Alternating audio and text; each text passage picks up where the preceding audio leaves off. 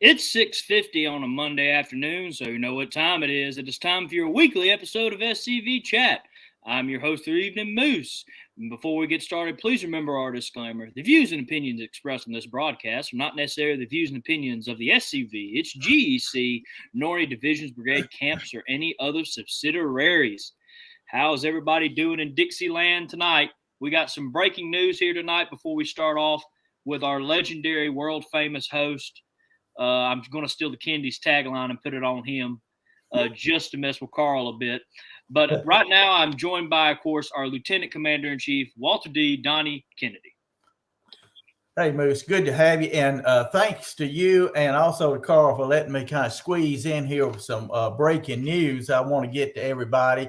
And I hope y'all have had the time to look at your email and see that the SCV Telegraph has just recently posted a press release that the Commander-in-Chief has sent out. And I want to quickly discuss that press release. I want to tell you what it's about and give you some ideas of what you can do to make this thing happen really big. And we'll just talk a little bit about that. First of all, the press release was titled, "Are Southerners Still Welcome in Our Military?"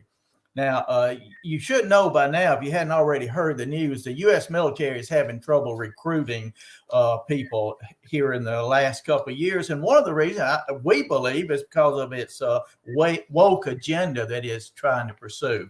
But the SCV is really involved at this point in time in trying to wake the public up, and especially our congressmen and our senators and the local people in the South about what's going on in the woke military and their attack upon Southern heritage. Now, the press release is basically 3 paragraphs. The first paragraph is, and I'm not going to read the whole press release, it's on the Telegraph. And I'll tell you how you can go there, or you can go on the Confederate Legion website and also see it, the press release. But the who and why, the first paragraph deals with who we are. We are the sons of Confederate veterans, the literal descendants of the men who fought for the South during the War for Southern Independence. And we oppose the recently recommended actions by the military's woke naming commission. Of course, you've heard of all that they've done, changing bases of names, Fort Bragg, Fort Hood, et cetera, to non-Confederate, non-Southern names. They're also attacking the monument in Arlington, the Reconciliation Monument. So our first paragraph deals with who we are and why we are asking this question, are Southerners still welcome in the military? Now, the second paragraph, we deal more or less with the history, give just a little taste of how patriotic Southerners have been since the war between the states, how we filled the ranks of the military and provided some of the most important people in the U.S. military in defense of this nation. So in other words, we want to let them know in Washington, remind our Southern senators and representatives how patriotic and how noble our people are. I'll give you an example. 3 of the things I said, or we said, the Commander-in-Chief and I got together, put this together with some help, some legal advice. But 3 of the things we noted was that the highest ranking officer in the Pacific Theater to die in combat was the son of a Confederate veteran, General Simon Bolivar Buckner Jr., who was, of course, the son of a Confederate General Buckner. Also, the highest ranking naval officer in the Pacific Theater was Chester Nimitz. The famous Nimitz class aircraft carriers were named in his honor. Well, it just so happens that this same Chester Nimitz is the grandson of a Captain Nimitz of the Confederate Army.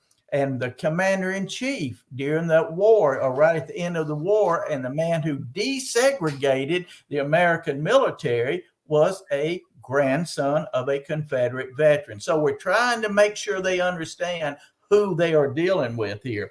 And now the last paragraph, we more or less question, what are you trying to do? if the Reconciliation Monument is gone, if you're trying to say that Southerners are no longer wanted, how can we, as the fathers and the grandfathers of the children of the South, recommend to our children that they continue to support this woke military? Now, I'm going to read you the last line of this news release. It says, quote, "The Sons of Confederate Veterans oppose rewriting America's history. We understand that it is not only Southern history being attacked, but all traditional American values, including our founding fathers from Washington to Jefferson." So we're letting them know that we understand, and they should understand, that American history and American heritage is under attack, not just the South. Now, this press release has already gone out, and I'm going to be busy tomorrow getting it out to various news media across the country.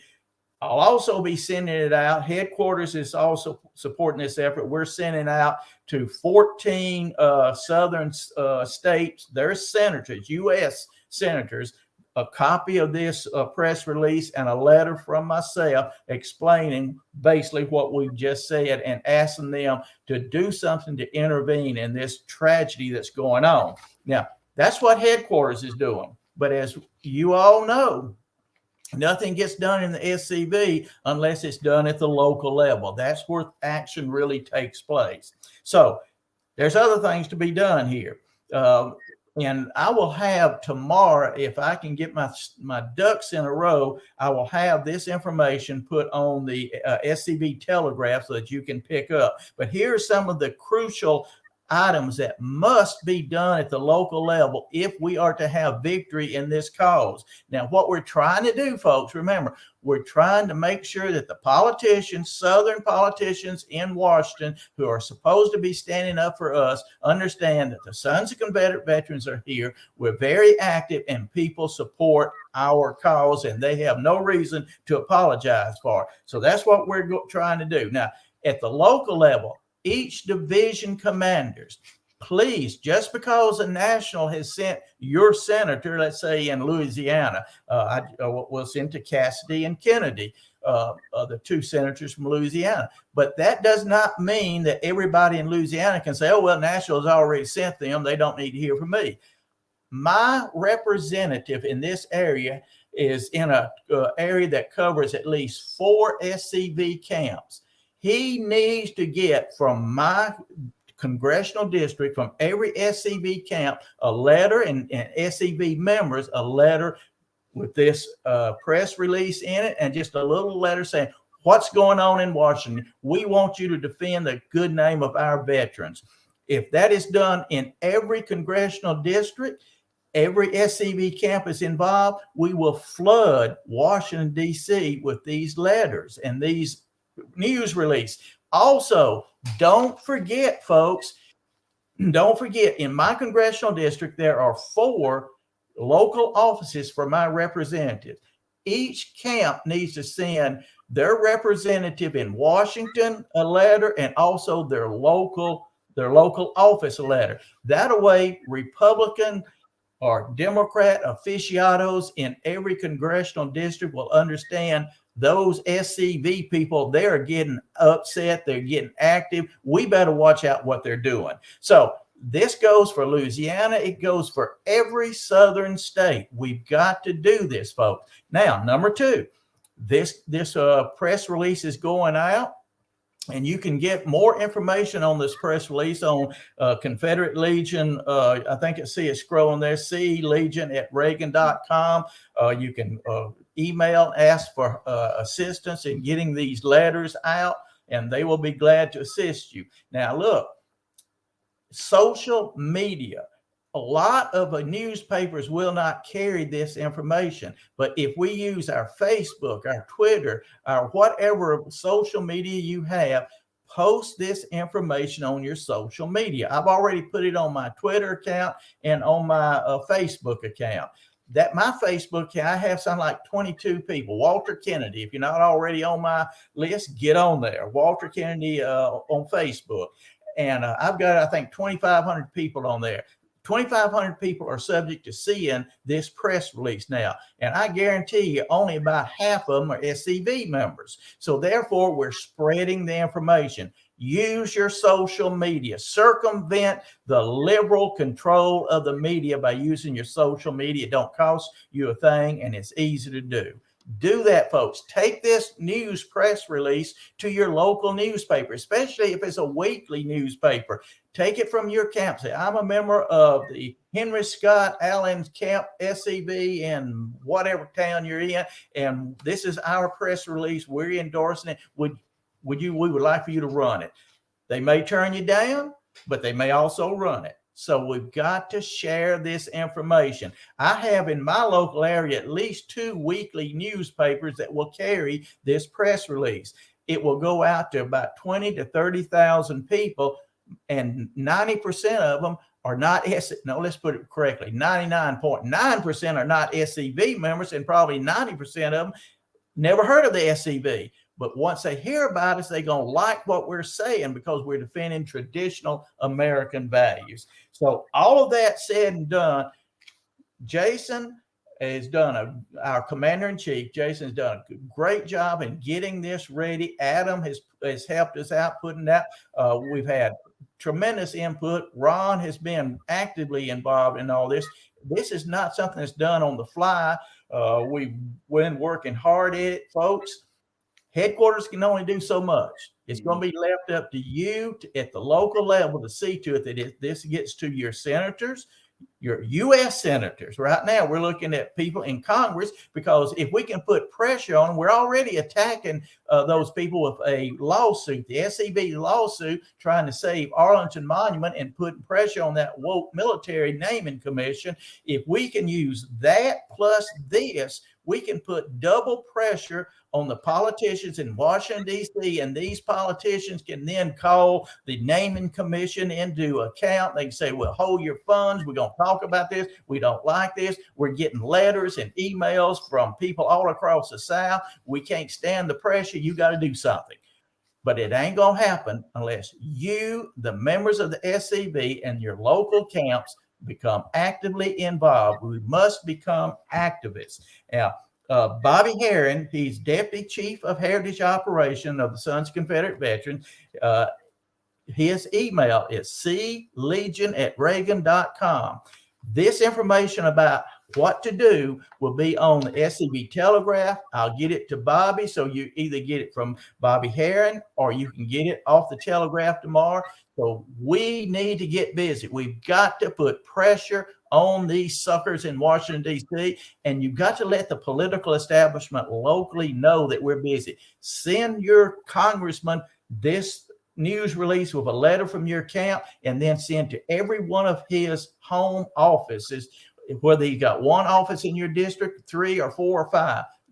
Every one of them should get a copy of this, because somebody in that office will read it. And if enough people start sending these letters to them, they're going to understand we've got a problem and we've got to fix it. So that's my little 2 bits worth. Rah, folks, we can win, but we can't win if we don't get active and stay active. This is just the beginning. In about 6 weeks, I'm going to be back talking about a South-wide poll of the Republican voters and independent voters, who will show if it's anything close to what was shown in our poll we did in Louisiana. It's going to be from 85 to 95% of Republican voters going to say, hey, we like Southern heritage. Why are you not standing up for it? And we can get that to every doggone conservative elected official in Washington and at your local level, and tell them, hey, the people are on our side. Why are you crawling in bed with Black Lives Matters and Antifa? Listen, Moose and Carl, I appreciate y'all allowing me to come on and waste about 15 minutes of your time. Sorry, Carl, I didn't mean to borrow all your time. Well, thank you for coming on, Lieutenant Commander-in-Chief Walter Kennedy. Thank you for everybody. The link for this press release, of course, is in the chat. It's on SCV Chat's Facebook page. It's on SCV's social medias. It's been sent via the Telegraph and the Confederate Legion via Constant Contact. So you have access to this information. We're going to post on the Facebook page again tomorrow, reminding everybody about this call to action. If we all stand together and we all do this, we will win. So please share, first off, the press release, and let's get this done, people. Again, we'll do another call to action, remind everybody tomorrow. We'll share this episode out. These first 15 minutes, again, are about this breaking news and what we need to do to help out. So please do it. We're going to take a quick Pop-Tart break, and we're going to get into tonight's main topic on secession. And, of course, tonight's host is going to be Carl Jones, so I cannot wait to hear his topic.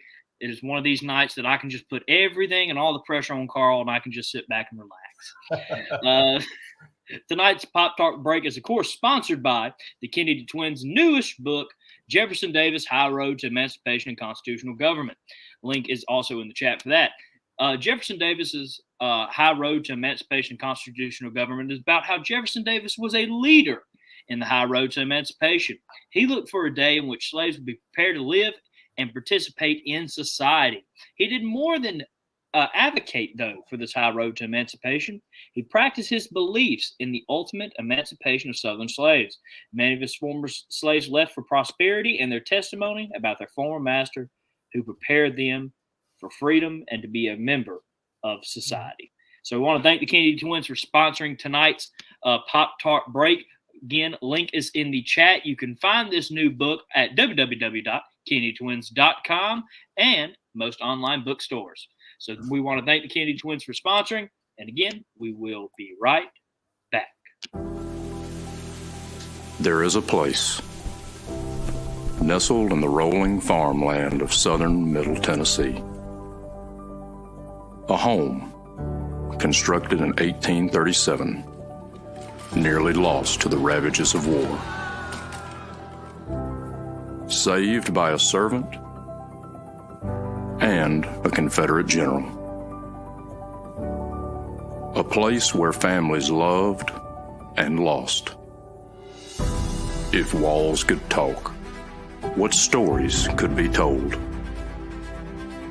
If a place, a home, can feel love, loss, pain, surely this is one of those places.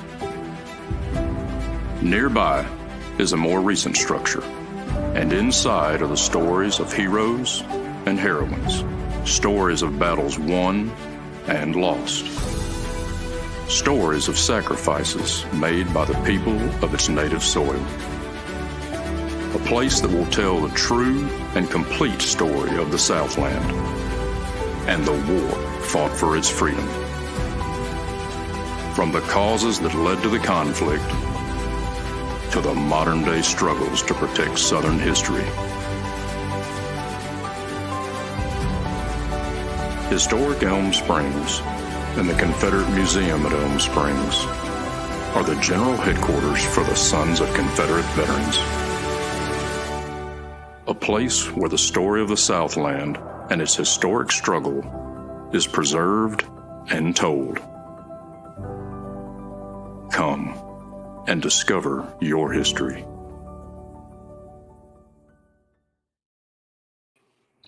Again, we want to thank the Kennedy Twins' new book, Jefferson Davis and the High Road to Emancipation and Constitutional Government, for sponsoring tonight's Pop-Tart break. And again, you can find this at www.kennedytwins.com and most online bookstores. So without further ado, I'm going to turn it over to tonight's host, Carl Jones. How are y'all doing tonight, fellas? He's fine. Can't complain now that I'm on the chat. I hear you, man. Yeah, I look forward to Monday nights. I didn't used to, so y'all started this. If y'all ever stop doing these on Monday nights, I'll go back to having bad Monday nights again, like, pretty much everybody else. So that's what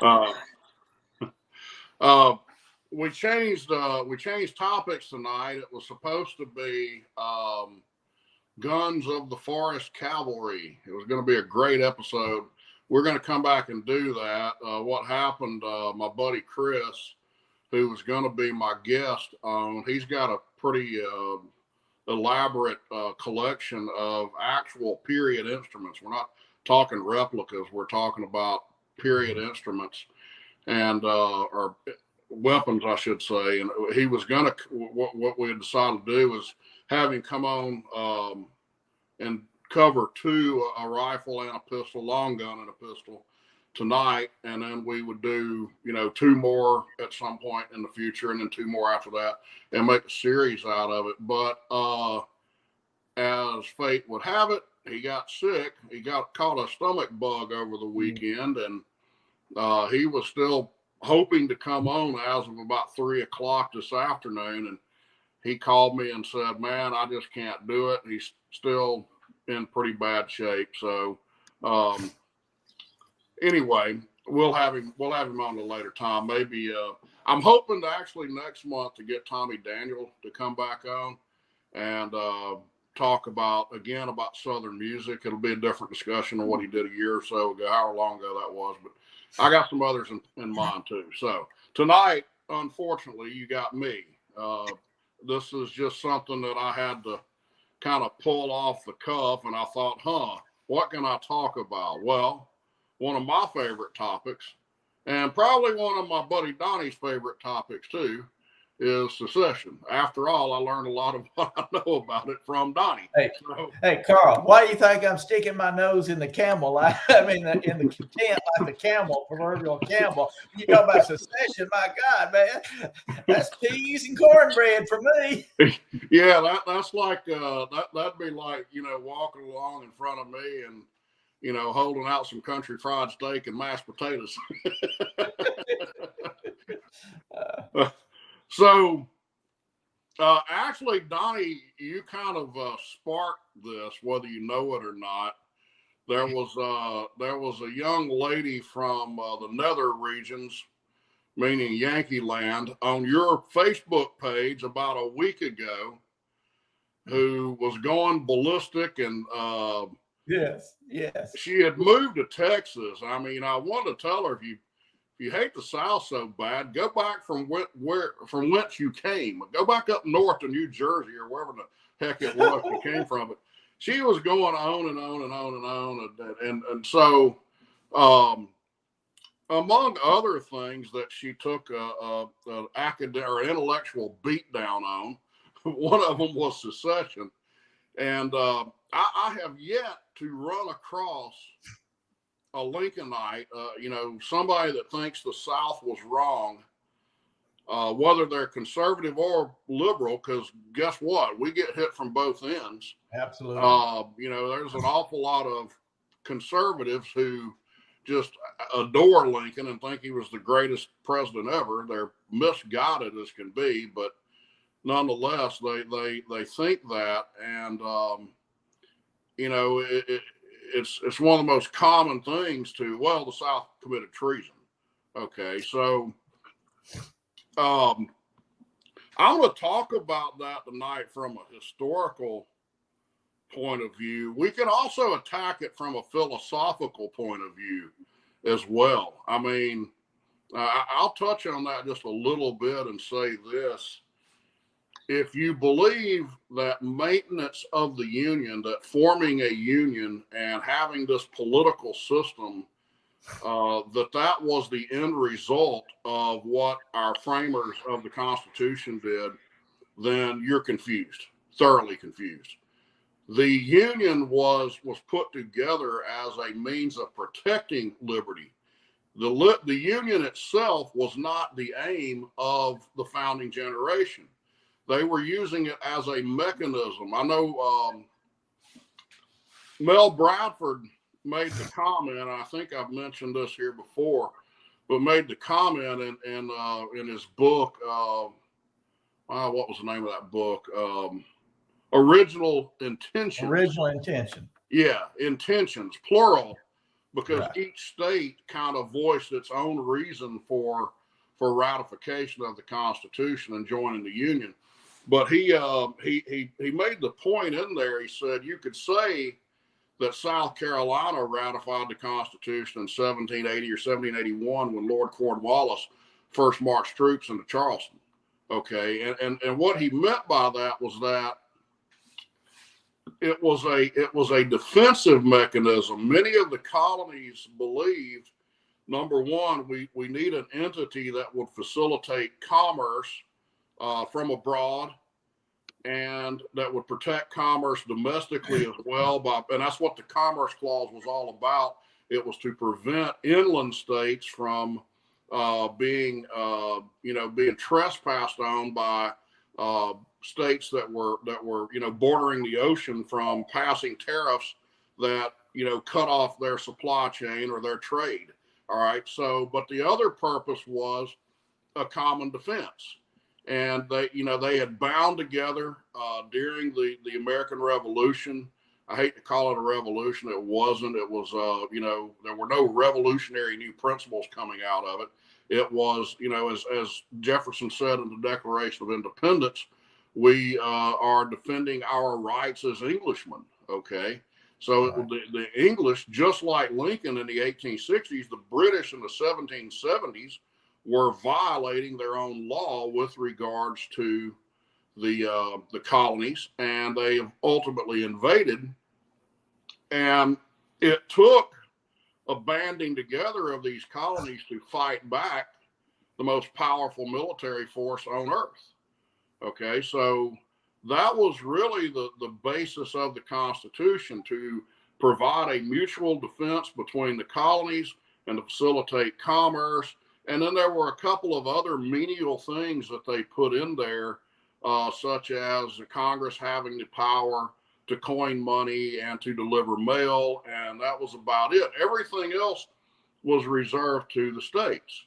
Okay, so if you buy into the idea that the Union was some sacred entity in the idea, in the minds of our framers, and that it must be maintained even to the detriment of liberty, then you need to go do some reading, because you don't know very much about our founding generation. You've got your argument entirely backwards.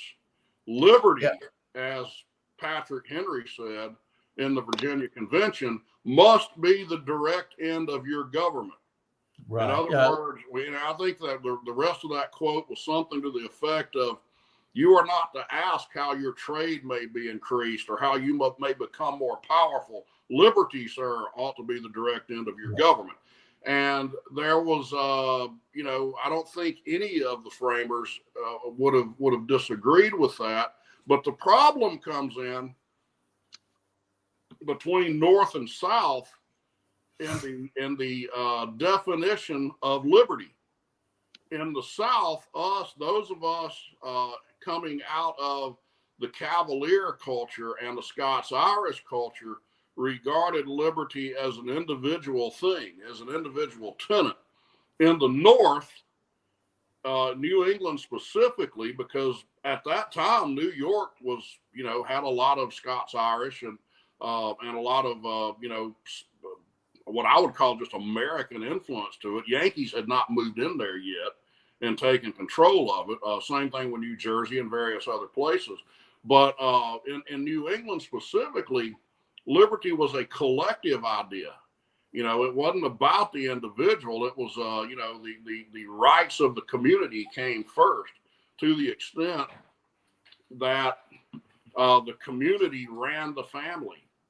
They had a constable that was assigned to every dozen or so families, and his job was to look in on those families and ensure that they were functioning according to communal edicts. Okay. Remember when Hillary Clinton said it takes a village? That's what she was referring to. You must have the government leading the way and showing you how to function as a family. You can't possibly do anything for yourself. To the extent that the community in New England, the governing authority could tell you how long your hair had to be.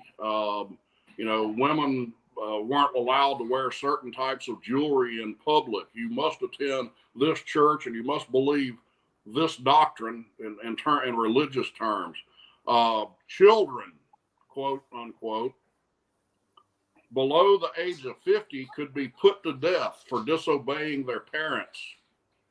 Okay, so it was a entirely different view of what liberty meant from what liberty meant in the South, where you had more of a maternal paternal system, and the community was more in line with what we today would call the family. You had a matriarch and a patriarch, which is where the Southern term ma and pa comes from. It's short for matriarch, patriarch. And, you know, these families would settle down, mom, dad, sister, brother, aunts, uncles, all the cousins on a common piece of land, and they kind of formed their own community, and they governed themselves according to a familial structure. Okay, so now flash forward to 1787, and there was a union already in place, as you know, Donnie, under the Articles of Confederation. But some perceive, and if you listen to modern historians, so-called, I use that term loosely, you know, well, the Articles of Confederation were too weak. Well, there were a lot of founders that disputed that. Patrick Henry made the point that it was sufficient for us to defeat the largest, most powerful empire on earth. So how weak was it? But there were enough that agreed with it to where the new Constitution was ratified. And I should back up here and say the reason I'm talking about all this from the colonial era and from the constitutional era or the ratification era is because this is central. This understanding that era of history is absolutely key to understanding the years of 1861 to 1865.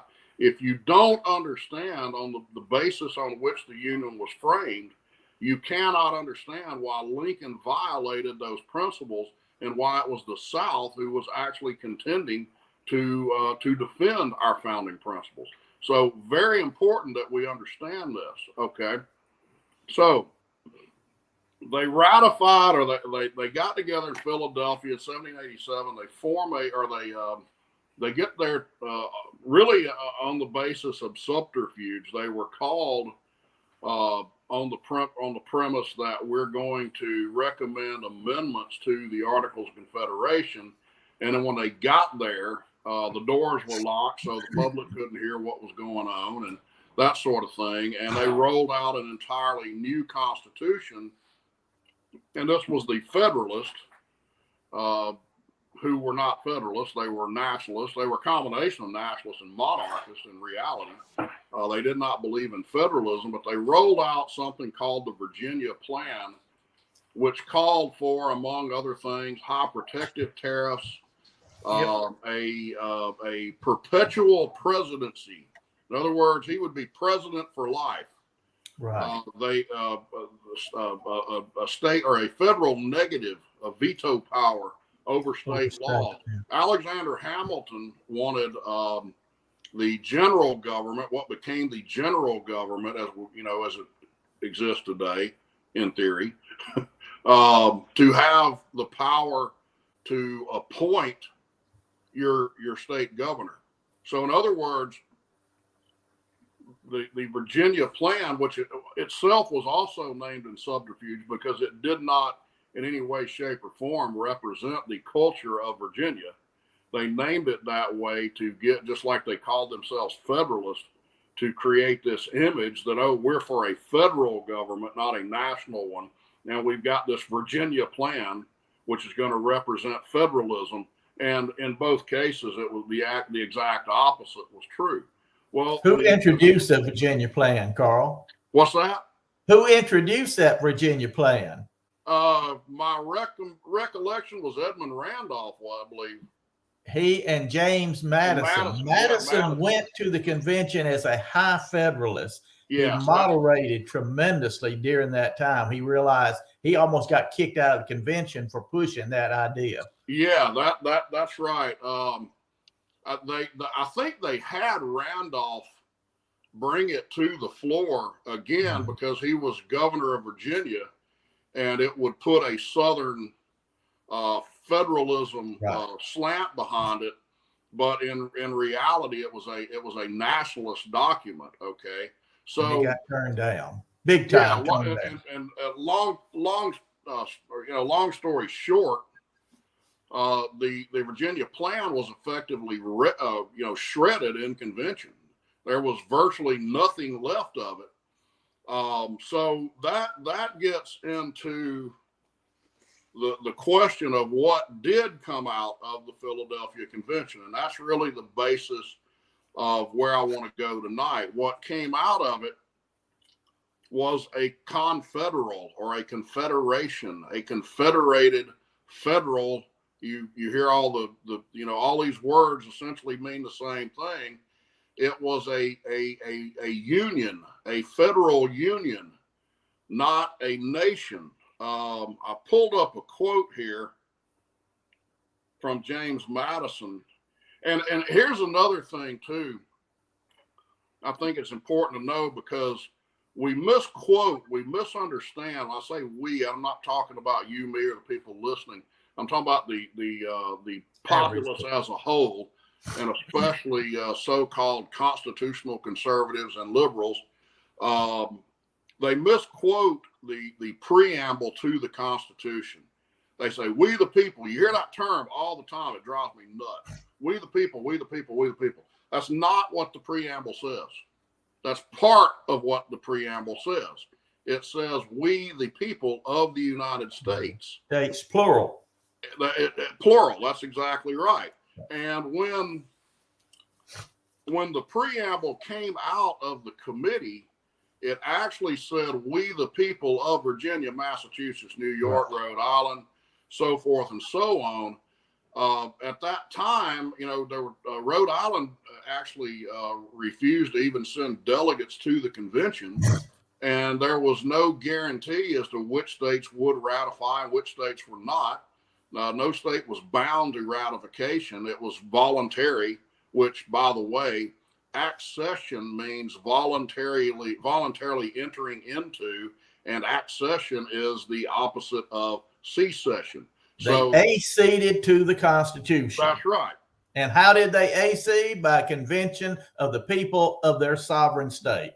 By convention through of the people through elected delegates to represent those people. That's of the exactly each sovereign state. Right. That is correct. Okay.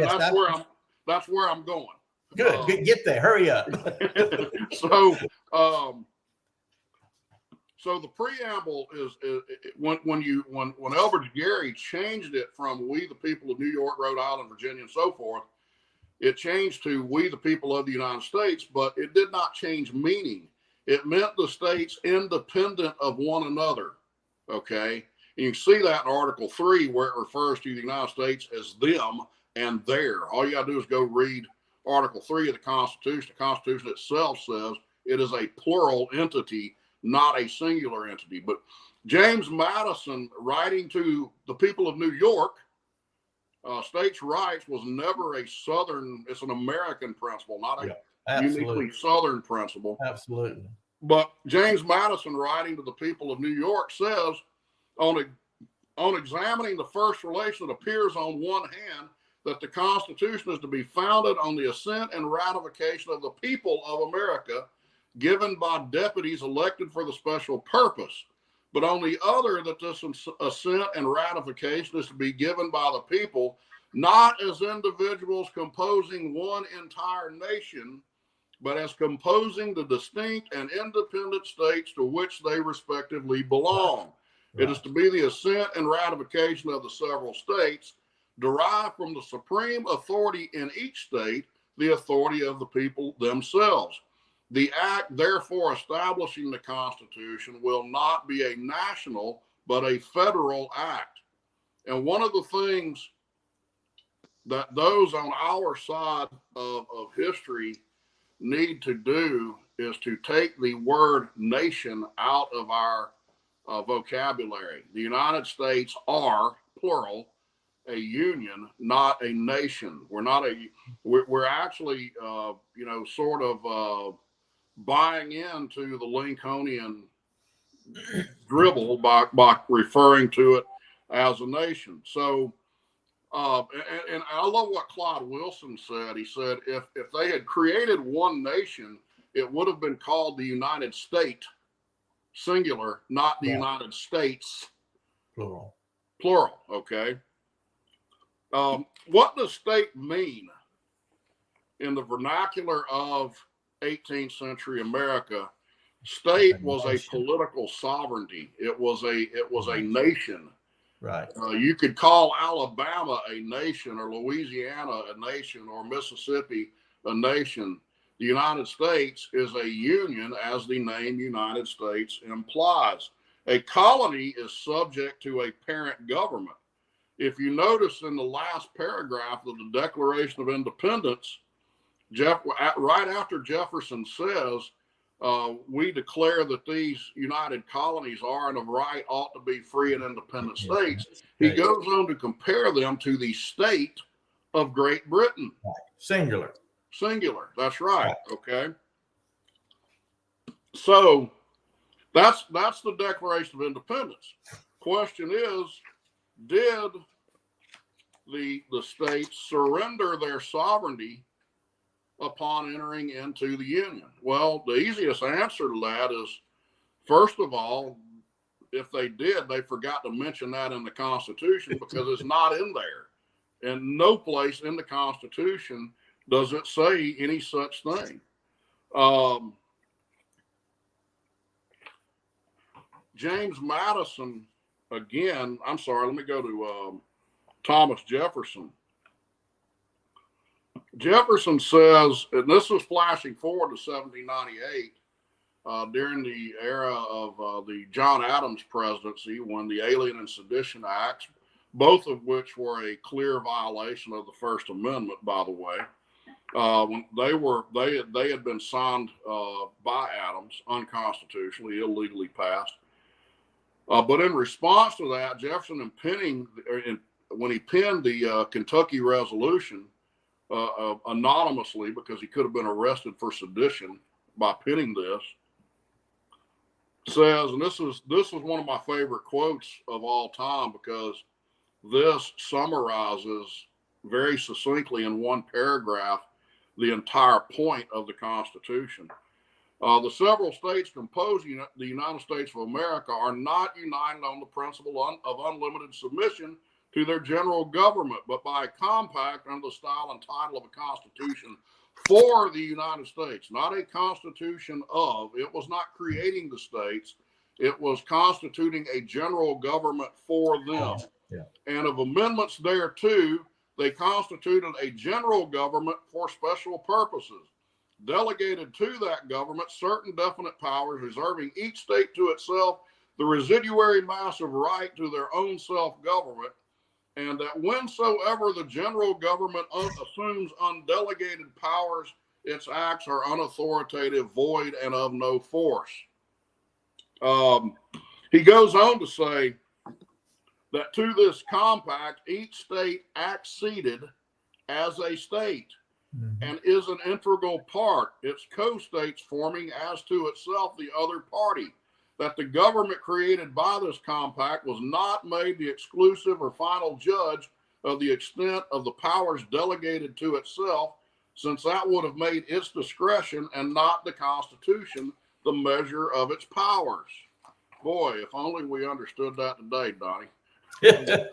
Well, the problem is you and I do. General public does not. But you keep talking about the Union. I cannot get over the fact that Lincoln was the 16th president. He was the first president that did not use the term Confederacy or Confederation or compact in reference to the United States. Every other president in either their inaugural address or their address to Congress refers to the United States as a compact. Lincoln said it was not a compact. It was a creation of a sovereign nation. So, and the interesting thing is Adolf Hitler agreed with Lincoln, because Lincoln said that the Union created the states. Adolf Hitler agreed with Lincoln, which I find just amazing. Well, it is amazing in one sense. It's amazing that so many people don't know that it's not taught. But on the other hand, it's not amazing. What would you expect a tyrant like Hitler to believe? Right. Birds of a feather. He had to, in order for him to consolidate his power, he had to override the confederal nature of the Germanic Union, absolutely, and to bring these other German states into control. And he says so in Mein Kampf. He literally, that's right. Says that. So and one other point is that the idea that this union cannot be divided, it is an indivisible union. Karl Marx and Friedrich Engels, in the demands of the Communist Party of Germany in 1848, they were the ones that introduced that concept in Germany, and it was brought over here by those same communists in 48, the 48ers. Absolutely. And now we think of it as patriotism. That's how successful Reconstruction was. I mean, yep. You know, and the thing about it, when I discovered all this 20 plus years ago, it was like a light bulb just going off in my head. It totally changed my worldview, because I grew up, you know, in a culture that believed the way that most of our detractors do today, that, oh, thank God the North won, otherwise there wouldn't be the United States anymore. You know, as if the government itself is some sanctified, entity. But Carl, I don't know if you remember, and I'm old enough to remember people saying that, we're better off because the South lost the war. Have you ever? Sure. Oh man, I tell you, they used to just aggravate the stew out of me. Once, like you, the light bulb went off in my head. That was probably about 65, 66. And I was a young kid growing up, been very conservative, very patriotic. I still am, but I understand what true patriotism is. Patriotism is not nationalism. And that's what so many people don't realize. That is the key right there, is all of the things that we are taught as patriotic. And I think that World War I and World War II played a major role in conforming or transforming the thinking of the American people on this. And, you know, that's another topic for another night. But World War II was a grand exercise in nationalism. Right.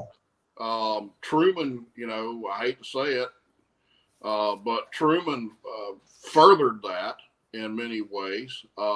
And basically every president since at least Coolidge has acted in the manner of the imperial presidency, and, you know, if not furthered centralization, certainly acted within the idea that it, you know, is supposed to be centralized to begin with. But going back to this, kind of like Jefferson and the Kentucky Resolution, this is another one that to me is a debate ender.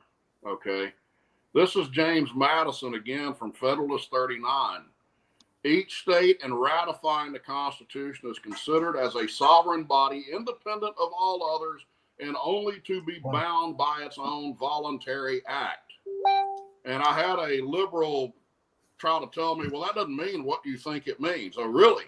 What do you think voluntary means? What do you think bound means? What do you think sovereign means? Maybe you and I are reading out of two different dictionaries. I don't know. Maybe you don't comprehend the English language. But I think Madison was pretty clear there. Okay.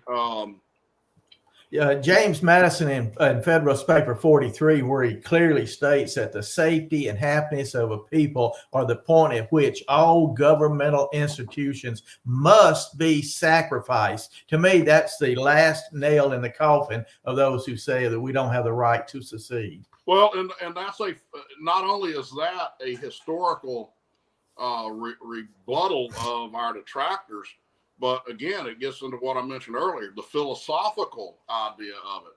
I mean, how tyrannical do you have to be to force a people to stay into an arrangement that they no longer desire to be part of? I mean, imagine a homeowners association, you know, and they say, oh, well, once you buy a home in this neighborhood, you can never leave. It's the same premise. You know, or, you know, somebody else, I think it was Tom DiLorenzo, that compared it to the spouse, and one spouse is abusing the other. Right.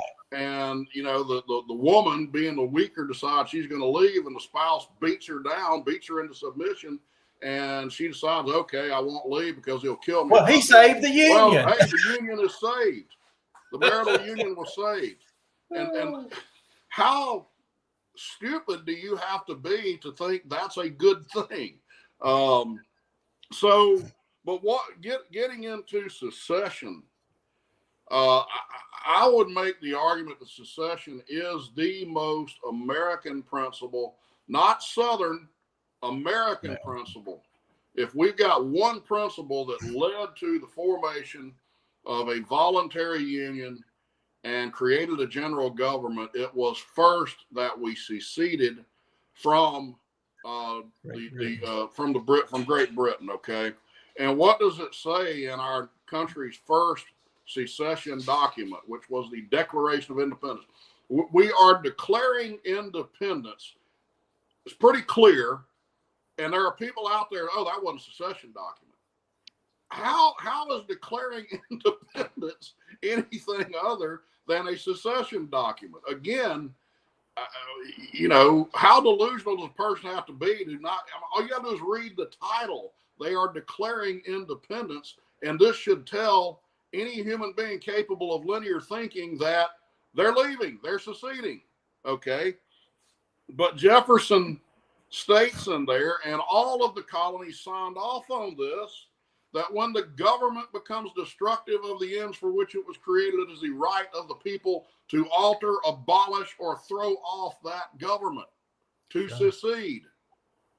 How anybody can deny that that was an act of secession is beyond me. And I'll tell you another one that I've tripped a few people up on is, you mean to tell me that the same generation that seceded from Great Britain, formed the Articles of Confederation, and a few years later seceded from it in order to adopt the U.S. Constitution, then turned around and formed a union from which there was no escape? You must think our framers were morons. I mean, in whose mind does that make sense that James Madison, Thomas Jefferson, George Washington, any of these would have agreed with forming a centralized government that there was no escape from, when they had escaped twice themselves? Of course, Donnie, you know this, 3 states, Virginia, New York, and Rhode Island, entered the Union on the premise that we reserve the right to resume all delegated powers should the new government become perverted to our injury or oppression. If we delegate powers to that government and then reassume them, what have we done? We seceded. They no longer have any authority. We have taken our authority back from them. That was a condition. That was a conditional ratification. It was ratified on the condition that if you don't do what you say you do, we're going to recall these rights. And it was accepted. Yeah, well, absolutely. It had to be. It was accepted. And if we use the term general welfare properly, it means to the general good of all parties to the compact. And because of the acceptance of those conditions on the part of those 3 states, that we just lost Carl. I was about to say, did we just to all others, present and future, future, right? Carl, I hate to interrupt you, but you kind of left us there for about 2-3 seconds. Yeah, my phone was ringing.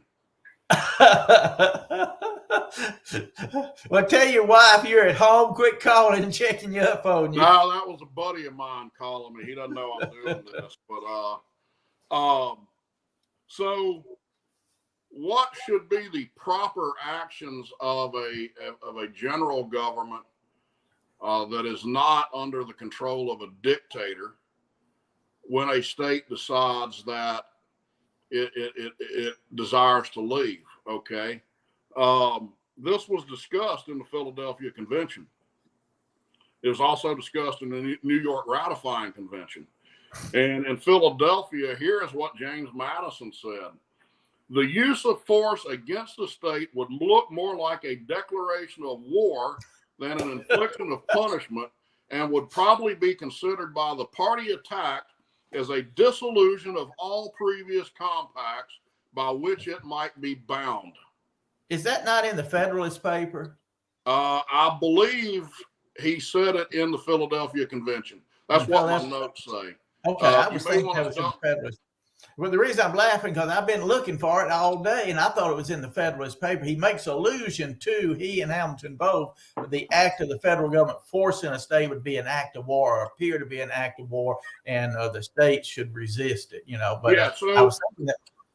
So, now if we put that in context with what Lincoln did, all right. Now keep in mind, and Sumter always comes up in these discussions. That's another topic for another time. But Lincoln's entire cabinet, including Winfield Scott, his top general, and his top admiral, all of them. Now this is funny. I tell you a joke here. Now, not a joke, but an observation by my son. But his entire cabinet, except I believe Francis Blair, told him, if you sail ships into Charleston Harbor, that is an inauguration of war. Right. Okay, and it's not wise to risk hazarding a war over a useless fort.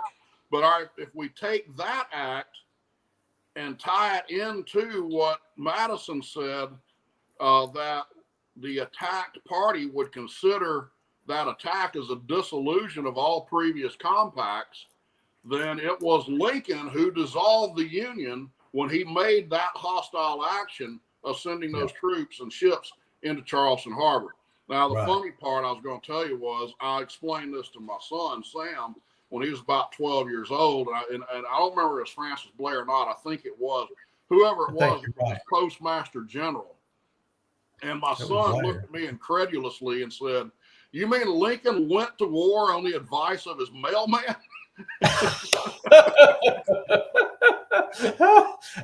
His mailman probably had more constitutional sense than Lincoln did. All right, so look at Hamilton. Now, keep in mind, this is Hamilton, the most monarchical of the monarchists in 18th century America. And the idea of coercing a state was brought up in the New York Ratifying Convention. And you got to remember, New York only ratified by a margin of 3 votes. So the idea that states' rights, again, that the idea that's uniquely Southern, no, that's ahistorical. Anybody believes that, again, they need to get outside their 4th grade textbook and read some actual history. So coercing a state was brought up in the New York Ratifying Convention, and Hamilton replied this way: to coerce the states is one of the maddest projects that was ever devised. A failure of compliance will never be confined to a single state. This being the case, can we suppose it wise to hazard a civil war? Suppose Massachusetts or any large state should refuse, and Congress should attempt to compel them. Would not they have influence to procure assistance, especially from those states which are in the same situation as themselves? What picture does this idea present to our view? A complying state at war with a non-complying state, Congress marching the troops of one state into the bosom of another, this state collecting auxiliaries and forming perhaps a majority against its federal head. Here is a nation at war with itself. He goes on and continues. Can any reasonable man be well disposed towards a government which makes war and carnage the only means of supporting itself, a government that can exist only by the sword? Every such war must involve the innocent with the guilty. This single consideration should be sufficient to dispose every peaceable citizen against such a government. Lincoln didn't get that memo. In 1788, disagreeing vehemently with Abraham Lincoln, 70 plus years before Lincoln became president. Like I said, Lincoln didn't get the memo. If he did, he ate it. He didn't read it. Well, I tend to think that Lincoln believed what he wanted to believe. He had no sound constitutional principles. His principles were whatever I need at any given time to, to further my own power and my own standing, and especially that of his party. All of this was all about power. Here's Lincoln on his idea of what government is supposed to be. And I've used this quote on the chat before and didn't tell anybody who said it. And I loved Ryan Walters' reply when I asked, who do y'all think said that? He said, sounds like Lyndon B. Johnson in the Great Society. But Lincoln said this: to elevate the condition of men, to lift artificial weights from all shoulders, to clear the paths of laudable pursuits for all, to afford to all an unfettered start and a fair chance in the race of life. This is the leading object of government for which we contend. If that is not a left-wing view of government, tell me what is. It's pure emotionalism over fact. That's what that is. Sure it is. And coming from the mouth of Lincoln, you and Ron have said this many, many times. Emotion sells, logic does not. And here's Lincoln giving an emotional argument to further his own designs and his own power. And unfortunately, emotionalism up to this day in politics works. Otherwise, we would not have the government that we have. So, no, I can't tell you how many times I've been shouted down by conservatives for trying to use actual historical fact in a discussion. Listen, I can't think of the people on TV, conservative commentators. I haven't heard one that would defend the Constitution as you and I would. They're all Lincolntonian. Mark Levine is the world's worst, loudest, I just like fingernails on a blackboard with him talking. But so is Tucker Carlson. I love Tucker Carlson. I missed him right now. But he's Lincoln. They all follow in Lincoln's pattern, and that's very unfortunate. And that's why we've had over 100 years of conservative failure. Every time we think that we conservatives have won, we don't win. We have somewhat of a tactical victory, but strategically we are lost. So we've done it with Reagan. We've done it with Trump. We did it with the Newt Gingrich revolution. We did it with Nixon. And these neocons, these idiots just refuse to learn. They don't want to learn, because if they learn, Carl, they'd have to admit you were right and they were wrong, and they're not going to do it. Yeah, the one difference to me with Tucker versus, say, Levin or some of these others is I can't prove it. I have some hope that Tucker is honest. Yeah. That maybe someday he'll have that light bulb moment and the realization will come to him. But I can tell you right now, Levin is either too dishonest or too stupid to ever have that occur. It's not going to happen. I mean, holding Levin out as a constitutionalist, I mean, that's just Levin looking at the Constitution like a hog staring at a wristwatch. He ain't got a clue what the hell he's looking at. It's like promoting virginity by promoting whoredom. There's just it don't work like that. I'm sorry. Hey, could I just make one quick comment on secession and why I love secession? I love secession because I love liberty more. If we had secession in this country right now, we would never have to use it, because the federal government, we put on notice if you overstep your limits, if you try to close down churches, if you try to regulate the sexual activity of little girls and little boys and old men and old men, et cetera, we will fire you. We'll secede, and you can just go plunder yourself. When you don't have secession, you need it the worst. When you have the ability of secession, you'll never have to use it. That's why people always come to me and say, are you a secessionist? I say, no, I'm not a secessionist. I'm a lover of liberty, and whatever it takes to protect liberty, such as secession, that's what I'm in favor of. But I believe in liberty first, government second. Yeah, secession is, The only thing I would add to what you say there, Donnie, is secession is contrary to popular opinion. It is not an act of war; it's an act of peace. It is the ultimate check on a government that has grown beyond its designated boundaries, and it's an attempt to avert war, because if you disallow secession, if it's not allowed, sooner or later that government is going to become so centralized that the people get sick of it, and that's where a real civil war breaks out. So being able to walk away is not only the ultimate check on government, but it is an attempt at maintaining peace. Well, John Quincy Adams of Massachusetts said that almost identically. You paraphrased John Quincy Adams when in 1830, when he said that, we should never use coercion to keep this union together. It's got to be a compact of mutual benefit.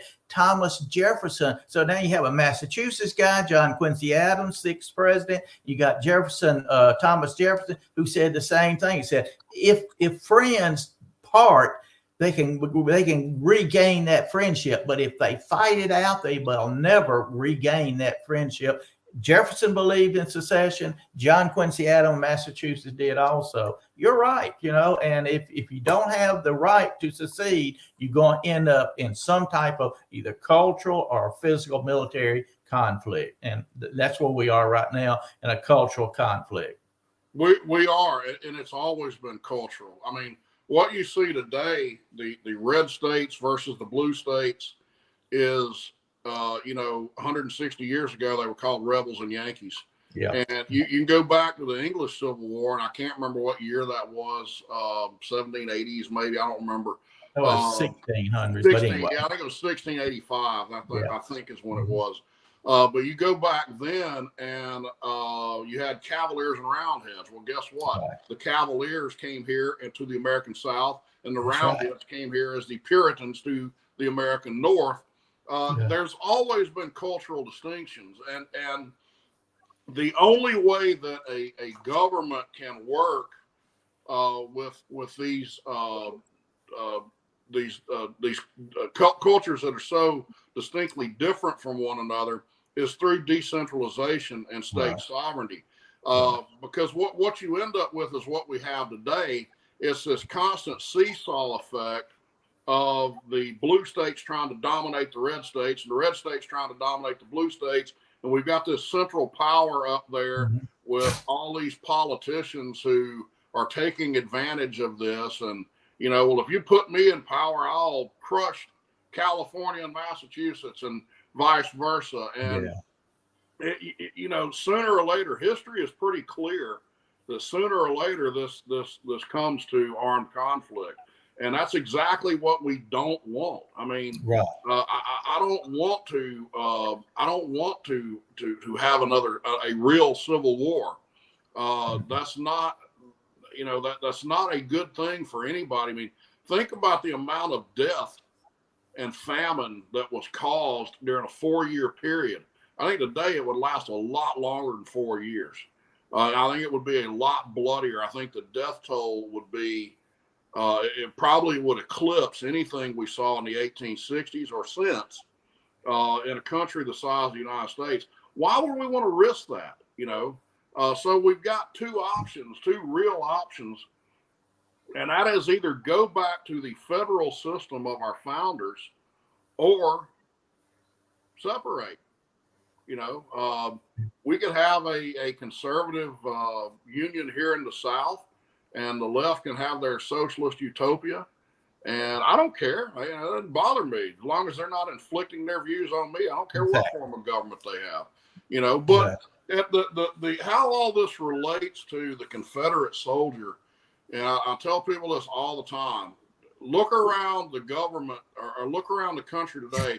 Look at how much control your government has over your day-to-day lives. Prior to 1861, pretty much the only contact you would have with the general government was at the post office, and that was right. And that's usually about once a week or once a month. They regulate education, they regulate energy, they regulate everything right down to the amount of water that you're allowed to flush in your freaking toilet. Okay. From cradle to the grave. That is precisely what the South fought to prevent. That's right. The Confederate soldier, you cannot convince me, because again, you know, look, I like taking an honest approach to history, and I know y'all do as well. And, you know, I have searched and searched and searched to disprove my own arguments, and it can't be done. The proof is absolutely irrefutable that the Southern soldier went to war to defend the very same principles his grandfathers went to war to protect in the American Revolution. And history is absolutely crystal clear that it was the Constitution of the United States. It was America's own Constitution that the South was fighting to defend. Yeah, I always like to remind people the battle flag of Kings Mountain, South Carolina. You remember the Battle of Kings Mountain during the War for American Independence was pivotal in the defeat of the British. Well, on their battle flag, they have a battle flag in which it said, like our ancestors, we will be free. That's exactly what you said. That's what they were fighting for. Like their ancestors who fought at Kings Mountain against the British, they were going to fight against the invader, except this time, instead of red coats, he had blue coats on, and he was a hell of a lot meaner. Yeah. And I just don't, I cannot comprehend how anybody can deny this. I mean, you have to have a serious case of stupid, to look at all of the, I mean, and look, Donnie, we didn't even scratch the surface tonight. We could sit here and talk about this for 6 hours and easily. And you could write books on this. Fact after fact after fact. I'm sorry, I missed that. I said, well, you could write books about this. Yeah, you could. Now I can't. You could. I don't know if it's done any good or not, but it gave me a little outlet for my rage anyway. Well, do we have any questions, Moose? I have not seen any so far. A lot of people are just agreeing with you and saying y'all two are just absolute geniuses. Oh boy. My wife just walked out of the kitchen out of here, so I'm glad she didn't hear that. She'd have booted me out of the way and argued with you. So, well, that being the case, I'm gonna if Donnie doesn't have anything to say to add, I'm gonna end it on this. This is Robert E. Lee talking. Y'all have all heard this quote before. Nothing novel. I just want to reassert it, okay? But Lee said, everyone should do all in his power to collect and disseminate the truth in the hope that it may find a place in history and descend to posterity. History is not the relation of campaigns and battles and generals or other individuals, but that which shows the principle for which the South contended and which justified her struggle for those principles. We all need to remember that. Look, I love Confederate uniforms and buttons and especially weaponry and all of that too. But all of those things are secondary to the cause. What was the cause? That is what we must defend. As sons of Confederate veterans, vindicating the cause is the foundation of what this organization exists to do. So my message for tonight, learn everything you can about that cause and what vindicates it, what justifies why your ancestor went to war, and spread the truth. Absolutely. And Moose, if I could end on one quotation, I just want to quote Patrick Henry, because as Carl said, if you don't understand the colonial conflict, you'll never be able to appreciate what happened in 1861. Patrick Henry said, the first thing I have at heart is American liberty. The second thing is American union, end quote. Our founding fathers believed that in a liberty-based society, liberty always trumps government. Unfortunately, Lincoln didn't get that memo either. Thank you for having me. Carl, thank you for letting me be on here with you. I appreciate it. I appreciate it, buddy. You and me. People ask me all the time, when are you going to write a book? I say, when I get talking to Donnie into co-writing it with me. But I want it to make some sense. If I write it, it may not. You make good sense, brother. You really do. I would definitely buy this book as soon as y'all let it out. Oh, Lord. Well, thank y'all for that. Well, hey, be sure to remind folks, Moose, about what we were talking about at the beginning of the program, because we really need to get this message out and get this thing rolling. We can win this battle. We can be victorious, but it's got to be all of us working together. It can't just be Carl. It can't just be Moose. It's got to be all of us, especially at the camp level. Amen. Amen. All right, everybody. Thank you for tuning in to another great episode of SCV Chat. Like our Lieutenant Commander-in-Chief said, from the time we started to about the 16-minute mark, we had some breaking news about how we're going to fight back. So make sure, if you're just tuning in right now or you skipped to the end of the replay, make sure to go to there. And from the 20-minute mark to right about now, we had a great talk on Secession and by these two brilliant men. I love hearing them talk. I love being able to pick their brains. So thank you guys for both coming on and giving us a great show. Thank you, Carl, for hosting tonight's show so I can sit over here and start planning for SCV Chat's big month, April. We're going to have a great month for y'all planning right now in April. And that is a setup to make sure to remind you to email us at scvyouth.outreach@gmail.com so we can start pushing your April events on Look Around the Confederation. If you send us a poster, SCV Chat posts it on Facebook every Thursday. SCV Chat, Look Around, will talk about it every Thursday. So make sure you send us a poster about your events. Let's push April. April's a big month for all of us here in the SCV. So it's a big month for us here at SCV Chat. We got a lot of shows we're planning right now that are going to be great. Got a lot of look arounds we're planning right now. They're going to be great. Luckily, I don't have to worry about the first week of look around. So thank everybody for tuning in. Make sure to share this episode out and make sure you tune in Thursday for Look Around the Confederation. Same Confederate time, same Confederate channel. And without further ado, no FUMAR in the elevator.